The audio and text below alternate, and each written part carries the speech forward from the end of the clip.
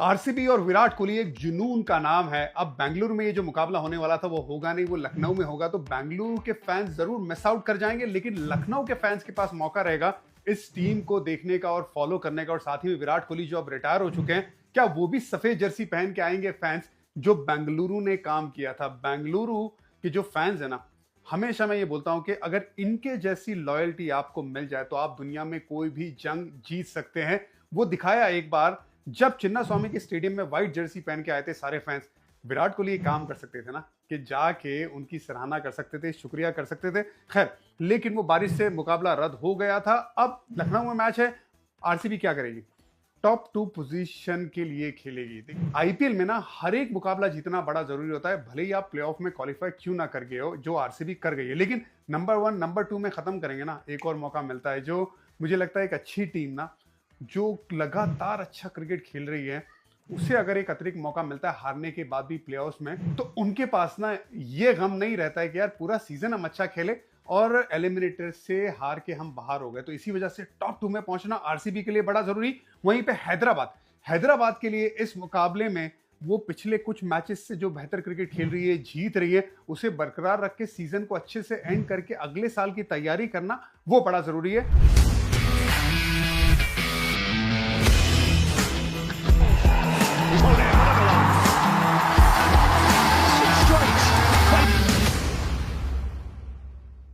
और देखिए, आरसीबी के लिए ना वेन्यू चेंज हुआ है। बेंगलुरु से मैच अब लखनऊ गया है और मुझे लगता है ना ये कोई ज्यादा नुकसान वाली बात आरसीबी के लिए है नहीं, क्योंकि बेंगलुरु में 6 मैचेस खेले, 2 जीते हैं, एक बारिश से रद्द हुआ है, तो मैचेस ज्यादा हारे हैं। लेकिन जब बाहर खेले ना, तो सारी की सारी 6 मैचेस जीती आरसीबी। तो आरसीबी ज्यादा कंफर्टेबल है लखनऊ में खेलने के लिए, क्योंकि अगले दो मुकाबले लखनऊ में है।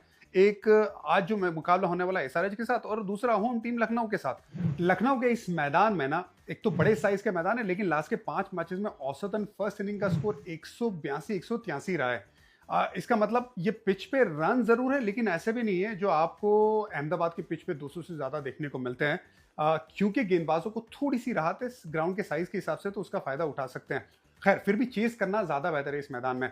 तो ये सिर्फ एक ही चीज करनी है आरसीबी को, बड़े मैदान को एडजस्ट करना है। चिन्ना स्वामी का जो मैदान है वो थोड़ा छोटा है, लेकिन यहाँ पे ना बड़ी बाउंड्री से उसको एडजस्ट कर लिया, पिच को जिसमें बाउंस है उसको एडजस्ट कर लिया। जो ये कर सकते हैं, उनके पास वो काबिलियत है, तो फिर उनके लिए ज्यादा बेहतर ही है, उसमें नुकसान वाला काम नहीं है। बात करेंगे सबसे पहले विराट कोहली की। देखिए, विराट कोहली ने जिस तरह से इस सीजन में क्रिकेट खेला है, ये लड़का बेहतर से बेहतर ही होता जा रहा है। 36 साल का ये नौजवान जब व्हाइट बॉल क्रिकेट में खेल रहा है ना, और आईपीएल में तो कमाल ही करता है।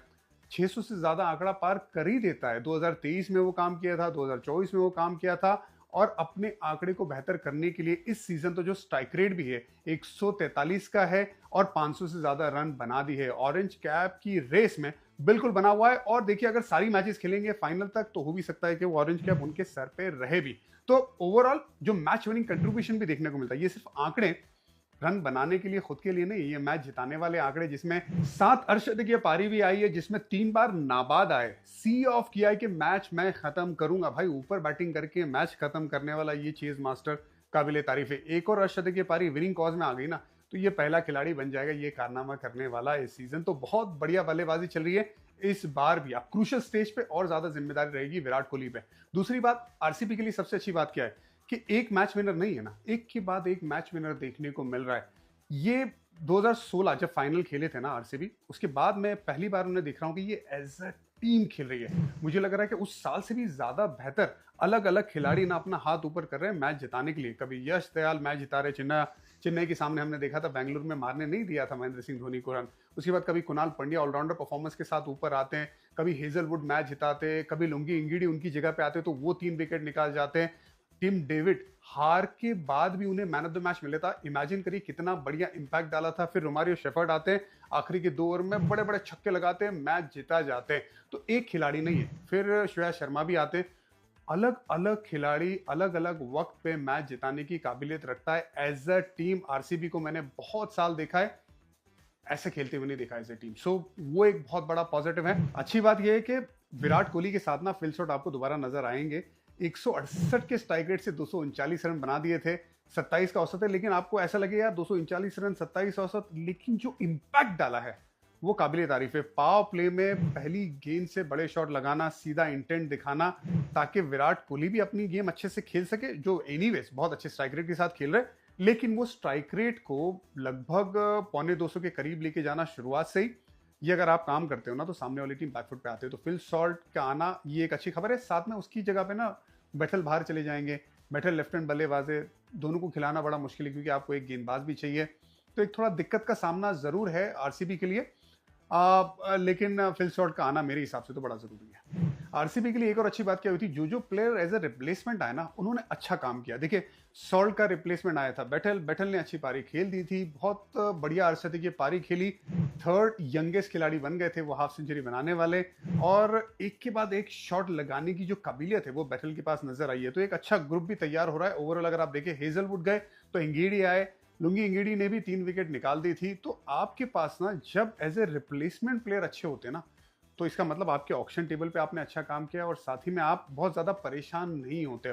वरना हेजलवुड जैसा अगर गेंदबाज चले जाए ना आपकी टीम में से कुछ देर के लिए ही सही, आपके लिए बहुत दिक्कत हो सकती है, जो अभी तक आरसीबी के लिए नजर आई नहीं है। अब देखिए सबसे बड़ी दिक्कत क्या है आरसीबी के लिए, देवदत्त पडिक्कल इंजर्ड हो गए, जो सेकंड हाईएस्ट स्कोरर थे जब वो इंजर्ड हुए, 247 रन बनाए थे, 150 के ऊपर का स्ट्राइक रेट था, right and left hand combination होता था। और सबसे बढ़िया बात, विराट कोहली के ऊपर से ना बहुत वक्त उन्होंने प्रेशर हटा दिया था, जब स्पिनर आते थे बड़े शॉट लगाते थे। क्या ये काम आज मयंक अग्रवाल करेंगे? Mayank Agarwal as a replacement player उन्हें लिया गया है, किसी ने ऑक्शन में उन्हें लिया नहीं था। यहाँ पे पिछले कुछ साल से ना, पिछले कुछ वक्त से वो 30 के नीचे का औसत है। 100 से ज्यादा मैच से 100 से ज्यादा मैचेस अगर कोई खिलाड़ी खेलता है और उसे ऑक्शन में नहीं लिया जाता, मतलब पिछले कुछ समय का फॉर्म अच्छा है नहीं।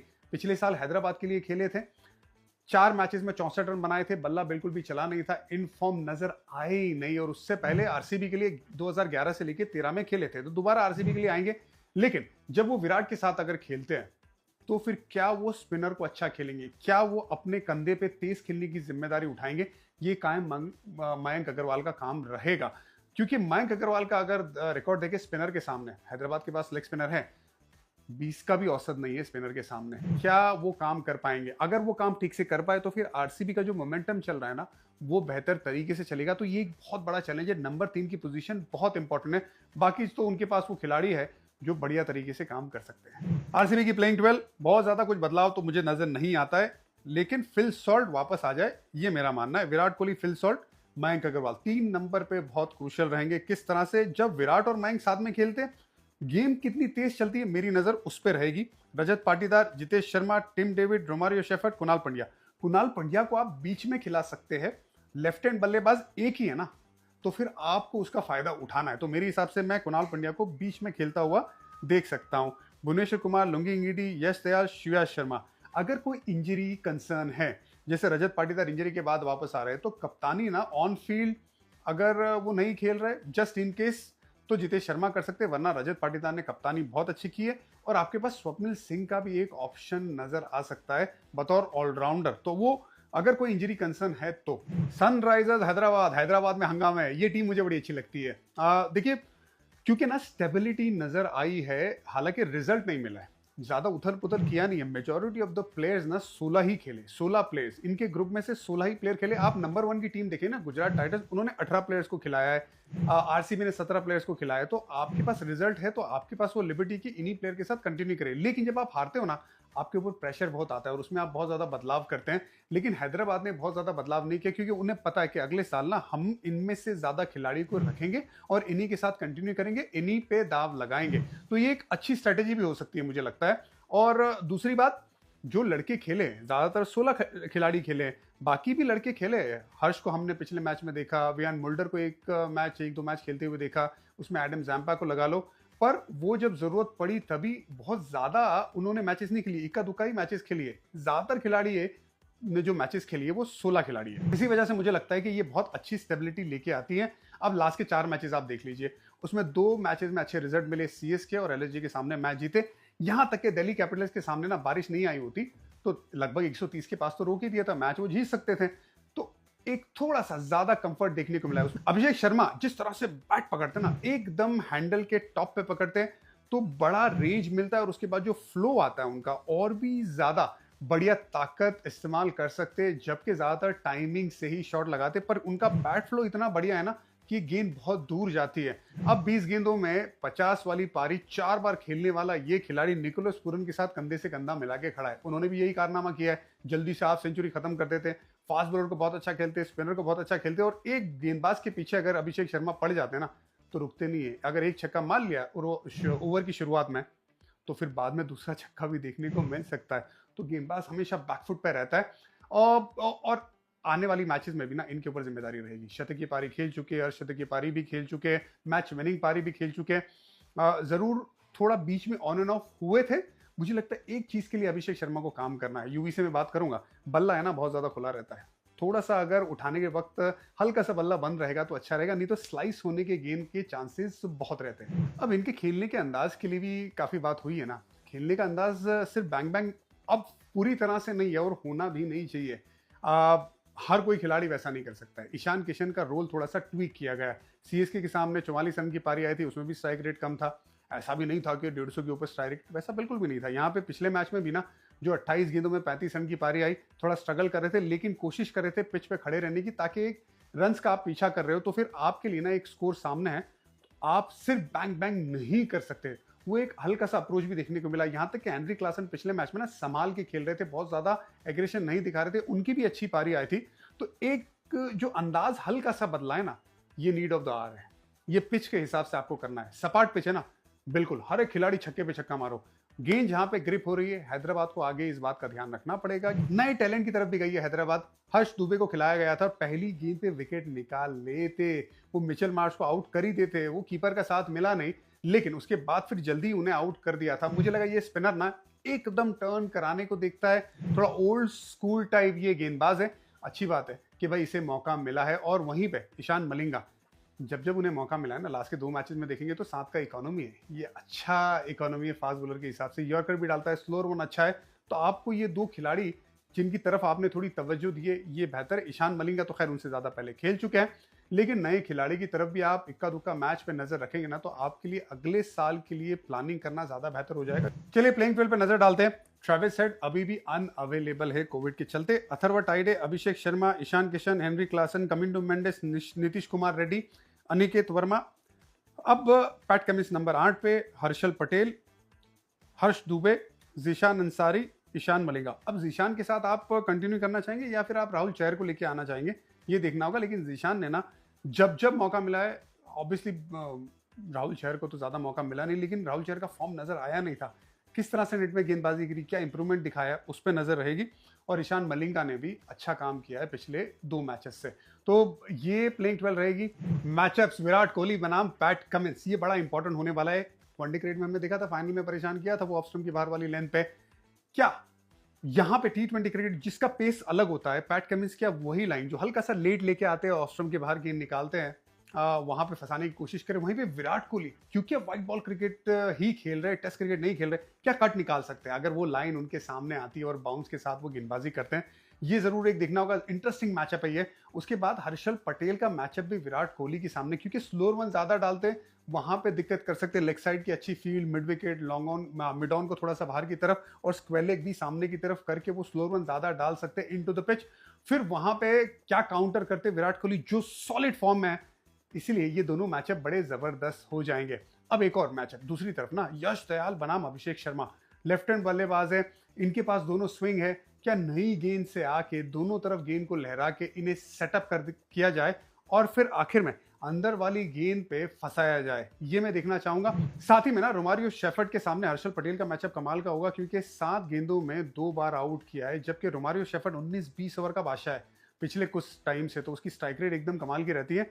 तो फिर क्या ये हर्षल पटेल की एक ओवर वहां पे रखना और रोमारियो शेफर्ड के सामने बड़ा जरूरी हो जाएगा, और ये मैचअप बड़ा इंटरेस्टिंग बनाता, क्योंकि एक जगह से गेंदबाजी नहीं करते, स्लो रन डालते, यॉर्कर डालते, और इस वजह से जो वेस्ट इंडियन पावर है ना जो आता है वो रेगुलर नहीं आता, इस वजह से फंस रहे। जीतेश शर्मा 24 गेंदों में 31 रन बनाए, स्ट्राइक रेट ज्यादा अच्छा है नहीं, 4 बार आउट हुए स्पिनर के सामने। ये आंकड़े स्पिनर के सामने तकलीफ में आते हैं। फास्ट बॉलर बहुत अच्छा खेलते, क्या हैदराबाद स्ट्रेट अवे स्पिनर को लेकर आ सकता है, चाहे वो राहुल चहर, चाहे वो जीशान अंसारी। आरसीबी मजबूत है, सबको पता है आरसीबी के पास मोमेंटम है। नंबर 3 का बल्लेबाज किस तरह से बल्लेबाजी करता है ये बहुत इंपॉर्टेंट होगा। वहीं पे हैदराबाद के पास ना खोने के लिए कुछ है नहीं। अब ऐसी टीमें बड़ी खतरनाक होती है, यही बात मैंने जीटी के सामने भी कही थी कि लखनऊ के सामने थोड़ा ना जीटी संभाल के खेलो। आरसीबी के सामने भी वही क्वेश्चन, हैदराबाद के सामने संभाल के, मतलब जहनी तौर पे तैयार रहो और इंपॉर्टेंट मैच है उसी तरह से खेलो, वरना हैदराबाद दिक्कत दे सकती है। आरसीबी फिर भी बहुत मजबूत है।